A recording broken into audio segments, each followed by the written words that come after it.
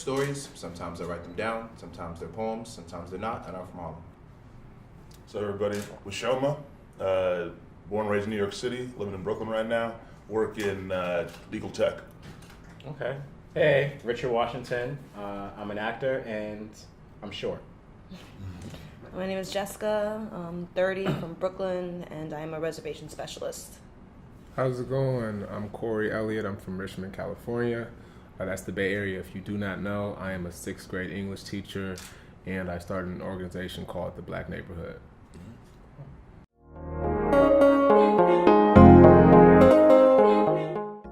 I would definitely risk my job for racial injustice. If I couldn't ignore it any longer, I would definitely have to. So you would do it like when you got bills piled up, you know you got rent to pay, you're going to risk your job for racial injustice. Like you would really do it. You got to think about that. Yes. Okay. Yes.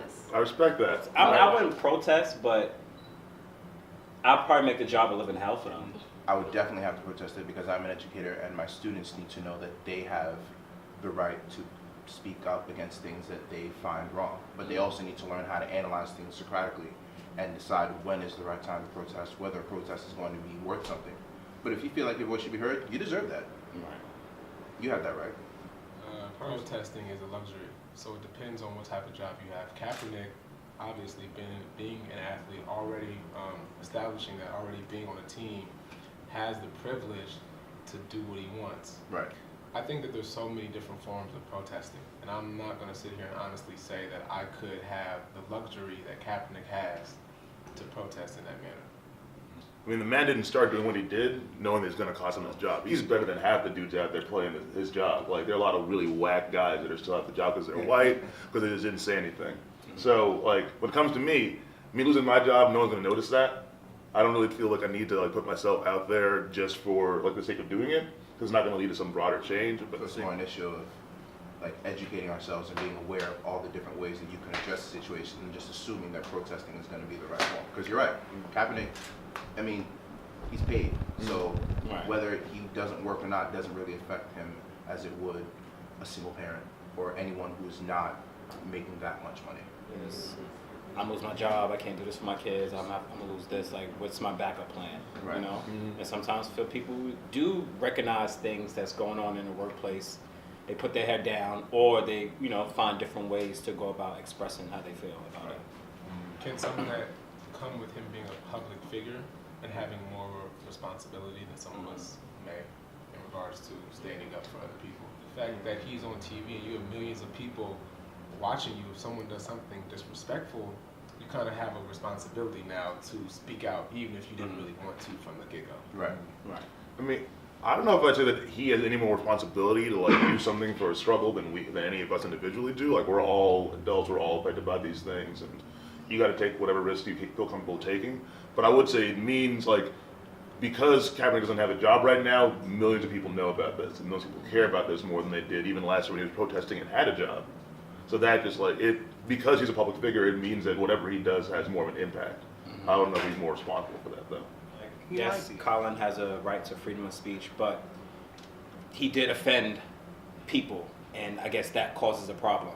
I mean, he didn't offend me. You know, I was great, take a knee during the national anthem, during the Star Spangled Banner. I mean, go to the bathroom, go get something to eat. I mean, I don't care, like all that. People that care about Black Lives Matter, people that care about violence against Black people, saw that Kaepernick wasn't getting a job because of his protests, and they said, okay, we're going to boycott the NFL. And so like people like that they wouldn't watch any NFL games, wouldn't go to any NFL games, buy their products, they boycott their sponsors. But you hear like in the national media talking about NFL's ratings, when they say the ratings are down, they only say it's down because people don't like the protests. People don't like the fact that Black people are protesting. And no one like analyzes what's happening in the country to like split between like how many people are mad at the protests and how many people support the protests and are mad at the NFL. So it all becomes grouped underneath this like broad, like the one way people analyze it is by saying, oh well, this is what like white people would think, and this is why it's happening because like this is what white people are doing. They don't care about like any movement that is like in tune with Black people's like needs and ideas. So I feel like if we try to like, it's hard to boycott, how to like make a movement like that and not have it be interpreted the wrong way. I still watch every Sunday. Yeah. I haven't watched football in years, even before college. I went and got, me and my brother put the Red Zone on our package, our cable package. Yes. Alright. Just because you're mad at the NFL doesn't mean you necessarily have to stop watching it. Right. It's a game. You have to think it's much bigger than he took it. Like if you're that offended, you have a deeper problem that you have to stop watching it altogether. One of the reasons why Colin Kaepernick is protesting and the manner in which he's protesting, how that came about is really interesting. So there was a point where he was sitting down during the national anthem because he wanted to make a statement about his disillusionment with our country and the inequalities that are going on and the injustices that are being put upon black bodies and by extension all minority bodies, but he was specifically talking about police brutality. But then he had a colleague, a former Green Beret, and a football player named Nate Boyer, who told him that when he was in the military, one of the ways that they would show that they were mourning something, particularly when a brother had fallen, would be to take a knee. So he said it would be more respectful. It would be a way for you to show that you still care about your country, but there is something that is saddening you about this country that you want to stand for if you took a knee. Wasn't quite sure how to deal with originally, and it is something that's evolved. It's something as I've gained more knowledge about, what's going on in this country in the past, what's going on currently. These aren't new situations. This isn't new ground. Nope. It's things that have gone on in this country for years and years and have never been addressed, and they need to be. It was the biggest place he could do it. He could have done it online, tweeted out, because he could have Facebook Live. but he knew exactly that was the biggest platform and he used it. And I would have probably done, when you had that type of opportunity, why not? You are an entertainer. Your area of work where you're going to get the most eyes on you can be the area in which you can create the most impact.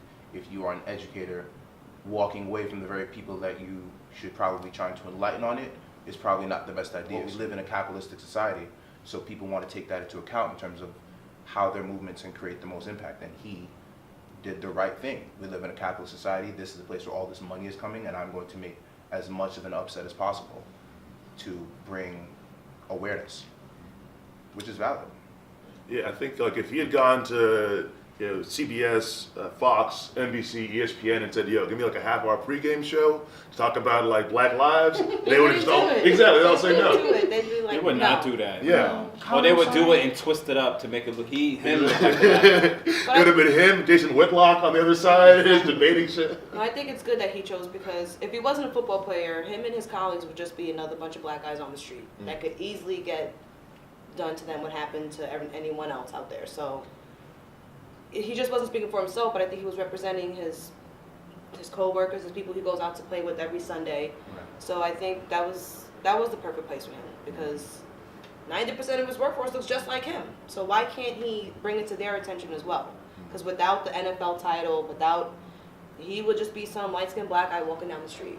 The media, and the media being those who are in control, who are afraid of black people standing up and being ourselves, would never think anything we do is right.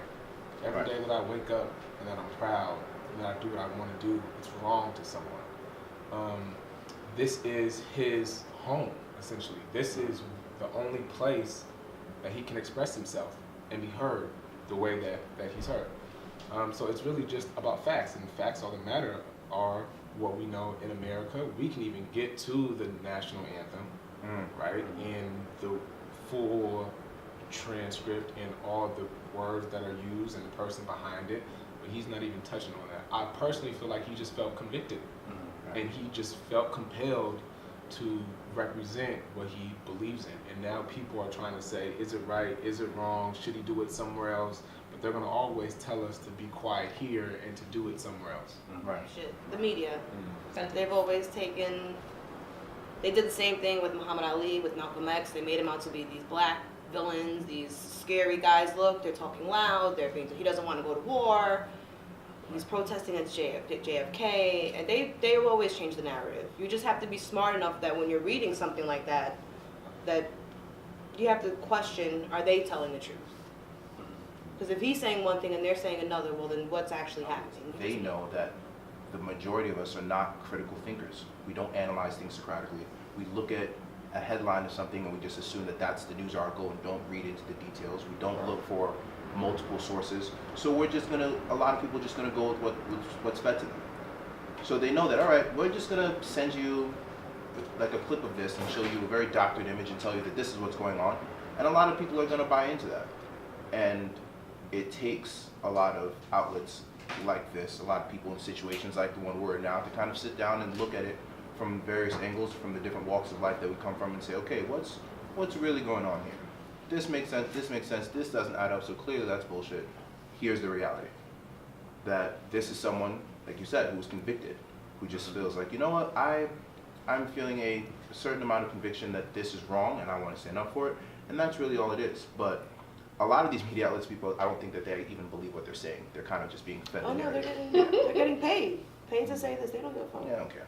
A part of this division is creating this facade that if you are white, your life is better. Even though we're all getting ripped off with taxes and an assortment of other things. And a part of the media, right, and it's certain framework of the media, just like in film, just like in music, we do not necessarily have ownership over ourselves, our voice, our culture.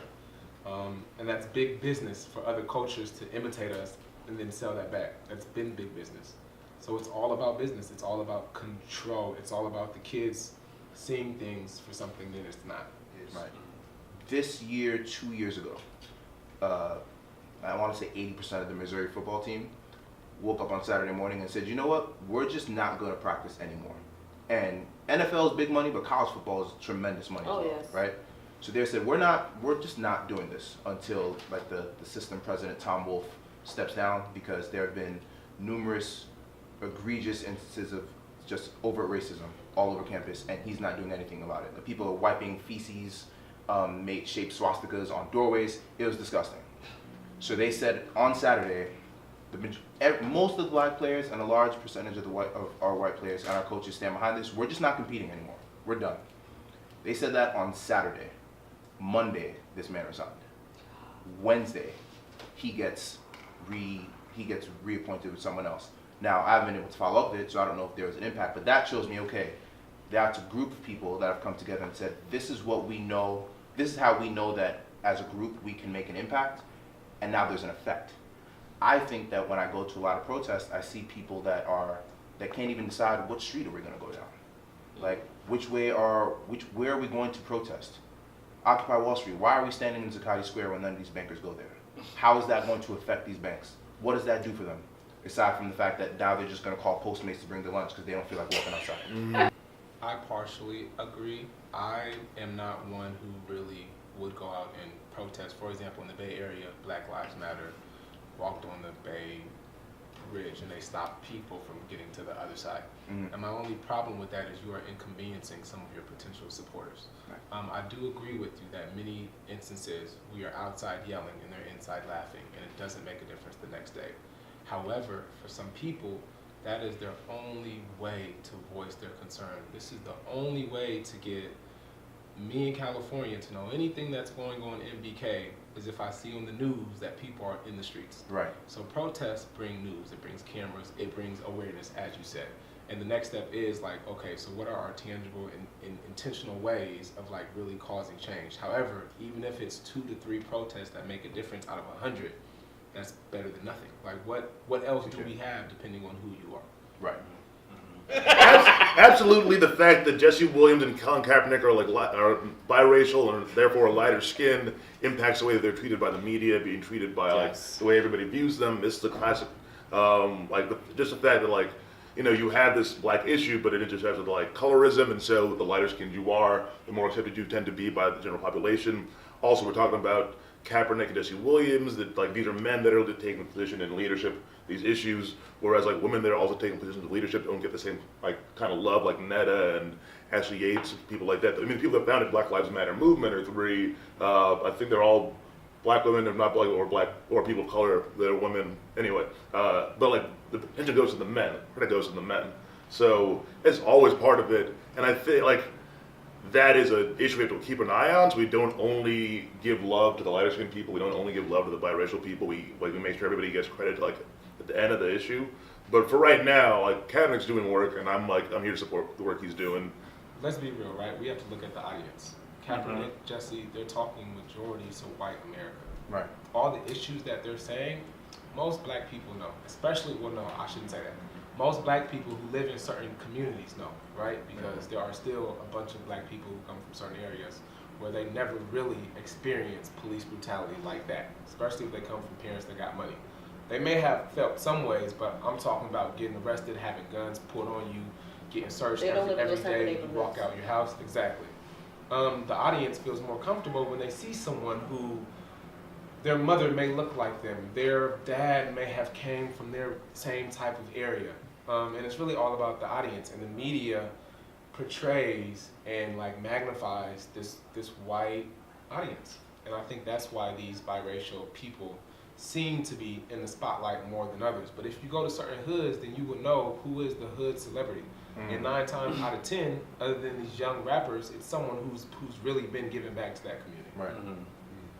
I forget what team he was on, but maybe 10 years ago, this football player he shot and killed his girlfriend because she was pregnant, and she ended up having the baby. That guy like went to jail, and he like, Ray Caruth? what? Ray Caruth? Yeah. That happened But why way are they before 10 comparing years it? ago. But why are they comparing it to him? Because they're saying like he is as bad as that guy. Like, yo, Kaepernick didn't kill anybody. Kaepernick didn't hurt any single person, but they He just took a knee. exactly they feel as strongly about him as they feel That's about a that slap in the guy. face to them, that you Because would he's dare playing speak out against the flag. But And there's they the don't, whole e- point they don't that give a fuck about that flag, by the He's way. messing They don't up give the a fuck football about that game. flag. He's messing up the flow of the football game. That's why Oh, people he's are so just upset. distracting people from, we're here to make money to play football. Right. And now you gotta bring this race shit in here, like you guys are never, like, there's a lot of white people that think that you guys are just bitching and complaining. Like, stop. It's not as bad as you I guess think. for white people, this is our time to watch the game, not talk Yeah, about politics. Unplug. Bam, they hit you. Honestly, at the end of the day, it's all about money. Right. If we do accept what Kaepernick is saying and we really listen to what he's saying, then what? What happens then? How are these sponsorships going to have to be more responsible with who they support and where they put their funding? How is the NFL going to have to be more involved in certain communities? Like, this can cause a ripple effect, and they know that, which is why they tried to stifle it. It's had this opposite effect, and to me, it's beautiful. I'm glad with all this stuff going on. Football, Donald Trump being in office, I'm glad that all of this is going on because it forces people who would like to act like things don't happen, like now you have to be confronted with the shit that we deal with every day. Right. No. You can have Right. empathy. Right. You can have compassion. You know, just because you're not from there doesn't mean that you don't think it's fucked up that a cop Right. just shot Tamir Rice for no reason. I understand where people would be like, okay, well, he didn't live this, but he's still connected with us. That's still a part of his DNA, you know. We have very good reasons for saying, well, you didn't really grow up like me, but you're saying this stuff about what I go through. I think it's okay to question. I think that we have to stay unified. Right. And the biggest thing is that this causes divisions where he's not black enough because he doesn't come from wherever, you know, and that can be tough when you do have, as we mentioned, 3 other individuals who were doing this far beforehand. So there's a reason why you could feel some type of way. However, what is the overall goal? And if our overall goal is for us as a community to be better, go ahead and do what you do. Right. I think Kaepernick deserves those accolades being GQ Citizen of the Year. I mean, this man is still at the forefront of the conversation about these things. And like maybe we can say that like, like Deray's been doing all this stuff, we can say Ned's been doing this stuff, we can say like different people in the movement have been doing other things, but this is the one that's captured national attention. This is the one like he kneeled last year, but he's going out and like giving like $1 million to different charities, like working with youth groups. He went to Ghana. He went somewhere in West Africa. I forget the country. I feel bad about that. It's not all one country, but you know. I just forget. Anyway, so he's doing real work, and he's trying to go out there and be real positive. He's changed his whole look. He's wearing the cheeky now. He's got like just going real like black pride. So yeah, like he is the look of the moment. Even if there are people doing big work like GQ, I don't need GQ to tell me who like the icons of black people are. But like as far as like popularity goes, he's doing that work. He's like getting that attention. So I'm down with him getting that love. I think part, GQ put this out, maybe, to sell magazines, of course. Like, Colin's hot right now. This is what's being talked about. We're going to sell. But still, send a message. They did pay homage to Muhammad Ali because it was the same correlation, like the pictures at the same time. Nah, I think that the comparison is not completely accurate. They're both leaders in their own right. 110%, hands thumbs up to Kaepernick, but Muhammad Ali was really a champion. He really like dominated his field completely, and I think that his sacrifices were a bit more dire, and they were in a time where there was really no one like that. Right. And the way America really tried to attack him is much different than the way that we are with Colin Kaepernick. And then you go to jail. They tried to, yeah, because it was about going to war. He Yeah. really proved that I'm not going to lay my life on the line for us to blow up a bunch of villages that have nothing to do with us. That was a bit more global statement instead of like a civil, like within your own community. His And name, he went to right? jail. Yeah. Right. And he was always much more controversial. He was always much more louder, much more like. More vibrant. If there was anybody in sports history that has never given a fuck, It's it was Muhammad Ali, yeah. I mean, and we also want to keep in mind that interviews back then were so much longer. So there's so much documented evidence of just these one-on-one conversations with Muhammad Ali and, insert interviewer's name here, where he would really sit there and defend his opinions in a very, not just brash and loud, but very, very intelligent manner. Like, people really tried to pull the wool over him, and he's like, no, you aren't smart enough to play games with me. Like, I will beat you intellectually, we can sit here and talk scripture, and I'll beat you there, and if you want to put on gloves, I'll put on gloves, and we can box outside, and I'll beat you there. Like, he was very much in possession of his own identity and who he was, and there was no, like, I need to, like, look into this. I know exactly where I stand on this. Whereas Colin is coming from a different perspective, right? Where his angle is much more, not, as Corey said, not the dominant champion in his field, but he's a bit much calmer, more politically correct in some terms. He's not as loud as the media wants to portray him to be. The media wants us to believe that he's this angry, raging black man. No, he's not, because y'all wouldn't know what to do if he went full Muhammad Ali. You have no idea. You wouldn't be able to handle it.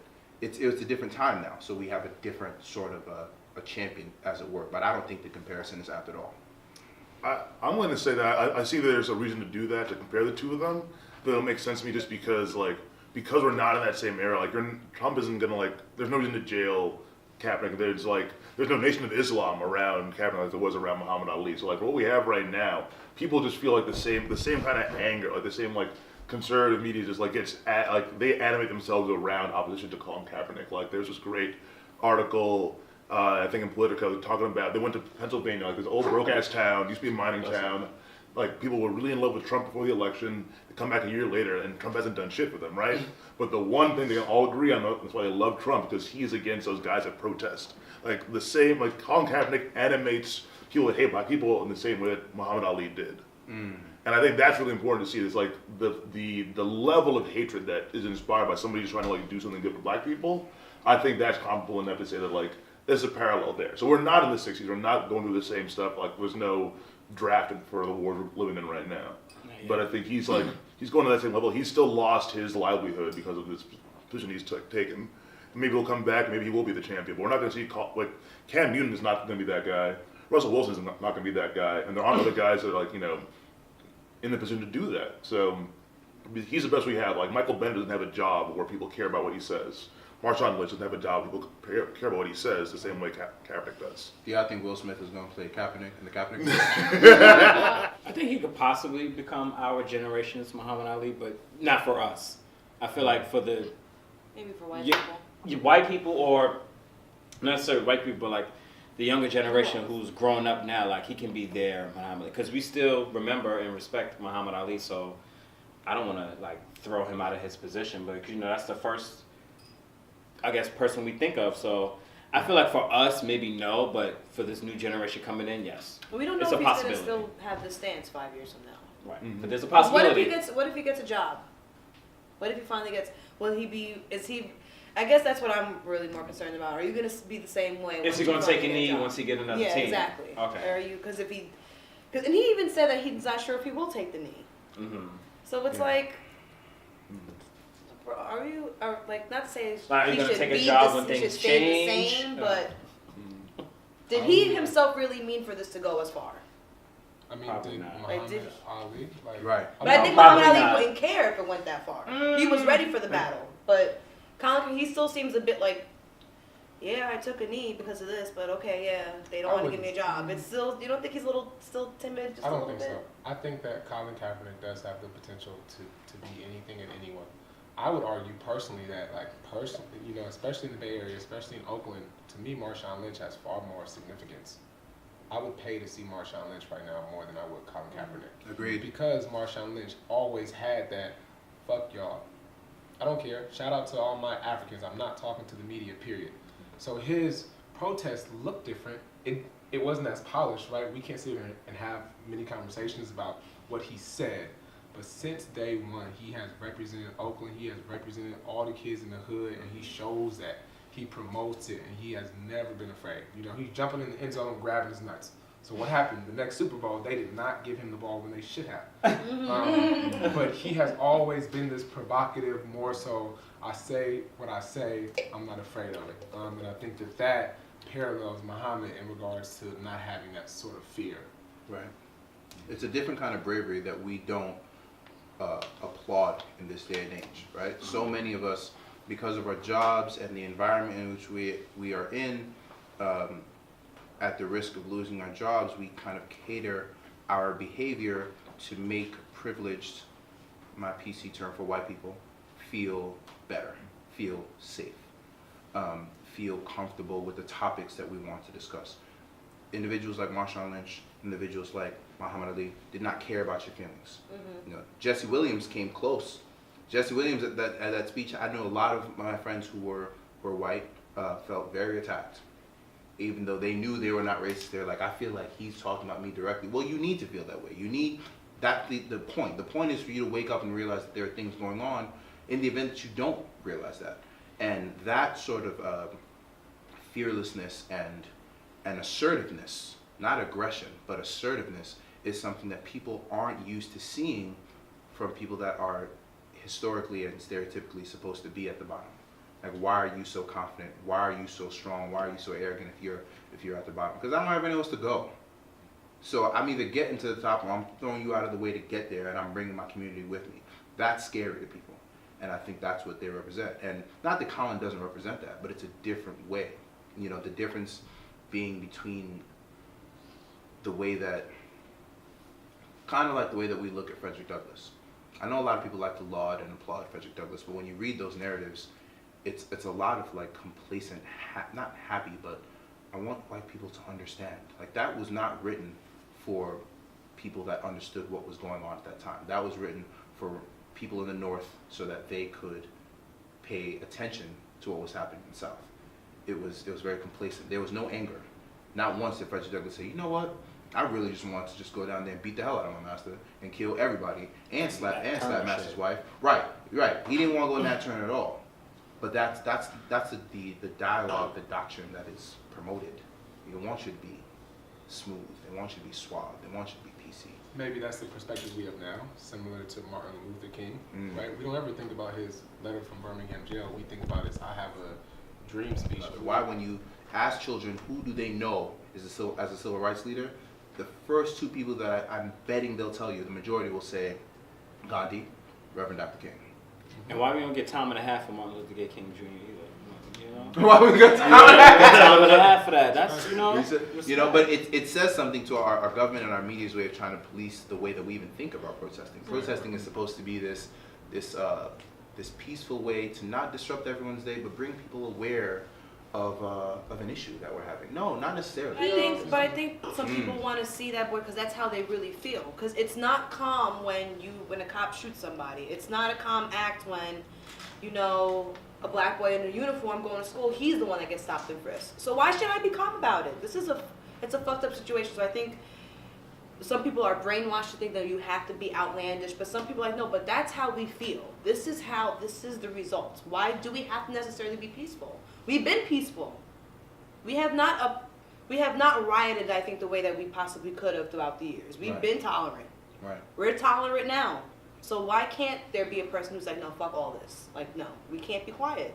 Like, we can't, I guess to each his own, but I think more people look to the outlandish person because that's how they feel the rage inside. I guess they connect more that they're getting a point across. Like, I guess, I don't know if you guys ever argue with someone and when I'm in the heat of the argument, I don't give a fuck what you're saying. I'm gonna yell it over you to get off my voice, okay? And I think that's what we're used to, and that's what we want. Like, oh, we feel it more from him because I guess it seems like it's more passion in it. But as you say, like there's different types of people who go about different ways of how to express how they feel. Okay, can I just say this? Shout out to the person who deactivated Trump's account when you were working at Twitter. Yes, the Twitter. Shout out to you because You're still on there, though, right? Right. American You have hero. to prove collusion. Like on paper, you have to literally prove that they sat in a room and was like, "You're gonna hire him? No, because I'm not gonna hire him." I think the problem with Kaepernick's case is that we have seen time and time again proof of people in power flagrantly trying to show us that we ain't shit and getting away with it, right? I think that this is the pseudo conspiracy theorist to me, but I think all these things, there's a pattern, there's a connection in all these things. I don't think it's unintentional that journalist that spoke to Pharrell at whatever awards was at the Oscars said hidden fences. I think that was intentional. I think it's intentional that Get Out was posted as a comedy. I think that was intentional, right? I think that Colin has absolute validity in saying that our unfortunate president is the reason why, I hate saying his name, it's like Voldemort, is the reason why we don't, why he may not be able to play. But I also think that even without that, once again, you don't want to hire him because you think he's divisive, but you have people that beat their wives, which shows what this country apparently thinks about the women in our nation. You have people with serious mental illness, which lets you know what people think about mental illness in the nation. You have all these people that have done everything except for murder a baby on television, and they're still playing football. So, do you have a case? Yes. Are you going to win it? Honestly, I don't think He so. would have gonna to be get. He dragged would have out. to get a judge to see it that way. That it Yeah. was just obvious that you guys, because no one wanted to hire him. I No don't one- see it- I don't he see it did just go to happening. the Super Bowl a few years ago. He's I don't still see it young. happening. I think that Colin Kaepernick is at a point in his career where he has transcended the sport that he initially came into.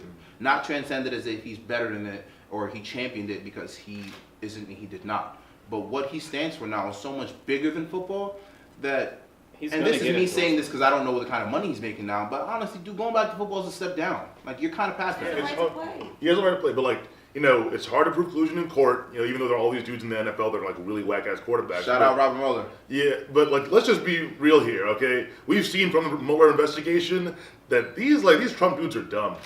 All right, it's entirely possible. We're gonna find like a Twitter DM. We're gonna find an email where Trump just like wrote to like Robert Kraft or Bob McNair or Jerry Jones, is like, "Yo, fuck this Kaepernick nigga, keep him out of the league." I think the biggest way for them to end this is just have someone hire him. Yeah. Have someone hire him, and this may go away a lot quicker than you think. And I think, it'll actually say a lot about us, because if he does get hired, will we still be upset? Yes. Are half of us still only Yes. upset because he's not hired? I 'Cause think A lot of people are really only mad because he him lost getting his job hired for it. doesn't change anything. For some people, it does. It Too doesn't. late. It doesn't Too change late. anything. It's not going to change all the police brutality. Oh no, people- it's not going to change It's that. not going to change But I'm talking about the anything. people that care, that quote unquote, because a lot when he was the only one kneeling, a lot of his homeboys, a lot of his coworkers didn't kneel. They started to kneel when Trump started to talk shit.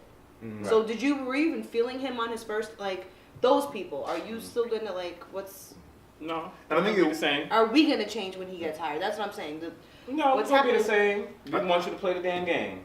I think the big thing is if he gets hired, that just shows that like white people just can't like force us to shut up. Like that's an important thing because like this whole thing is saying black people shut up and just play for us, just entertain us. So if he gets hired, you force them to back down, and these billionaires don't like to back down. So to make them back down is something. So I think for what comes next, I'd say like respect to the advertisers, but I also would say like if you look at some interesting things going on broadly with Black Lives Matter. Like they've been getting people elected to public office. Like there are guys that are in, like there are person protesters that are now in the Missouri state legislature. Yes. There's that dude, the new Philadelphia DA, yes. Like is like a lawyer that represented Black Lives Matter activists. So let's figure out ways to, for long-term change, you're gonna need to get laws changed.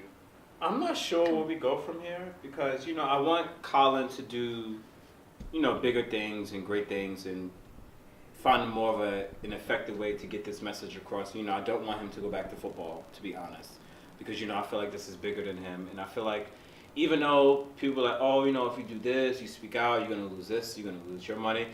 I feel like Colin's gonna be fine. He's gonna get endorsements either way. I just I'm not sure where this goes, you know? I think if we want change, it's gonna have to come from us, minorities. To think our government's gonna change for us, to think that white people are gonna wake up one day and be like, oh no, they're right. Let's kick these people out of office and put some. No, we're gonna have to force the change. I don't know how we're gonna do it. I don't know if it's the right way, a violent way, a quiet way, but to think someone else is going to fix our problem is wrong. It's because I feel like we've been waiting for that for 400 years since we got here, and very few things have changed. We've only had our civil liberties for what, 60 years? Since the 60s, like 50, not even 50. It's like, to think that white people, especially people in power, are gonna wake up and be like, empathize with us and, okay, no. We have to keep doing what we're doing, keep protesting. We have to elect ourselves into office. Stop voting the same trash in every single time. And we have to do it ourselves. We can't expect someone else to do it. We can't expect Trump to do it, Hillary, Barack, especially people in government. I have no faith in those people whatsoever. They will sell us down the river the fastest way they can if it's meant to benefit them. So we have to rely on ourselves because it's not coming from outside. Yeah, I agree with a lot of what you said. I definitely think that Kaepernick has done his piece, and we are used to conveniently putting all the pressures on someone and kind of following, but it is about us looking in the mirror and everyone thinking about what can we do. I think that unity is big. We have to understand that just like I would hate for someone to generalize me, I can't generalize all white people. When you say that, it makes people who may want to listen now not listen. So it's really about us getting to the bottom of just what's right and what's wrong. And if Kaepernick has brought awareness to certain avenues of racism or certain avenues of injustice, it's up to us to keep pushing it however we can in our everyday lives. And I think that if we truly live with that code, then change will come.